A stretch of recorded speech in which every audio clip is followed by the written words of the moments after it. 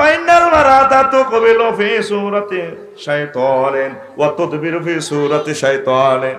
এভাবে কিছু মহিলা মনে হয় যেন আগমন করে একদম শয়তানের শুরুতে যাইবার সময় শয়তানের শুরুতে তার দিকে তাকাইলে অনেক মানুষ ঠিক থাকতে পারে না। তাহলে তোমাদের উচিত হবে, ও আমার সাহাবীরা, ফাইজা রাহাদুকুম ইমরাতান, এরকম মহিলা যদি দেখো অফিসে, তোমার ইউনিভার্সিটিতে, তোমার কলেজে, তোমার কর্মস্থলে, ফালইয়াতি আহলাহু, তুমি তোমার ওয়াইফের কাছে আসবা, আসি তারপর তোমার প্রয়োজন পূরণ করে নিবা।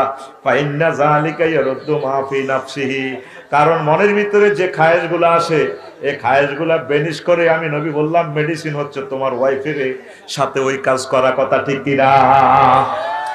যদি তারা গরিব হয় পাত্র পাত্রী, আমি আল্লাহ ধনী করে দেব।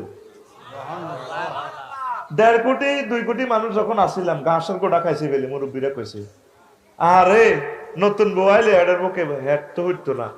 যারা ধনী আছিল হ্যানের লগে বটকে লুজ করে দিয়ে বাথর ডো, এরপরে কাপড়ের এই আসলা বৃত্তি করে, কিন্তু বৌমা তুই নতুন বউ, তোকে চাহিদা বেশি, এই হ্যানের ভিত্তি বাচ্চা গিয়েছে খা, ঠিক না? আর 18 কোটি মানুষময় মানুষ বাংলাদেশে, খানার অভাব নাই। করে কে? আল্লাহ তো আগের গায়ে পাল্টিছেনি। এই পৃথিবীর সৃষ্টি থেকে এই পর্যন্ত একসাথে আমার মনে হয় 810 কোটি মানুষ পৃথিবীতে ছিল না। পৃথিবীর উপরও 10 পৃথিবী জিয়ানো গেছে খালি তালা তালা, 20 তালা 10 তালা। আহারে মানুষ খাবায় কে? পারেনি। সে রবের প্রতি ইমান চলে গেছে। তো আফসারি ভাই খালি আর হায় না কিছু বিয়ার ওয়াজটাই করে, হেমি আর কোনো কাম নাই। আসলে চরিত্রের ভিতরে আমাদের আছে ইমান। তাম পৃথিবীতে সবচেয়ে বেশি নিয়ামত হচ্ছে ইমান। আর ইমান ঠিক থাকে একমাত্র চরিত্র যদি ঠিক থাকে, ঠিক কিনা? আর আমি গবেষণা করছি, অনেক ফৌজদারি দণ্ডবিধি আছে ইসলামের।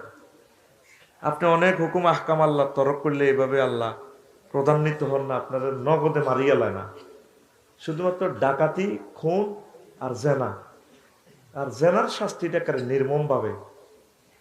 যদি আফসারিও জেনা করে প্রমাণিত হয়, কোরআন সুন্নাহ জীবন্ত মেসেজ দিচ্ছি, তাকে একদম খাদায় উড়ালাম, ফাতরে ফাতরে উড়াই লেবে মারি, যাতে উনি যদি কান্দি উঠে বাইরে আয় তো বড় ওয়াইজি না, আরে মারিচ্ছে। আল্লাহ ওয়ালা রাআফাতা ফি কুলুবিকুম, তোমরা কোনো অবস্থা তোমাদের অন্তর যাতে দয়া না লাগে। আফসারিলে দয়া রাখলে ইমান শেষ। তাইলে এই জানা ব্যবচার করলে তো আমরা বরবাদ হয়ে যাব। আমি আমার জাতির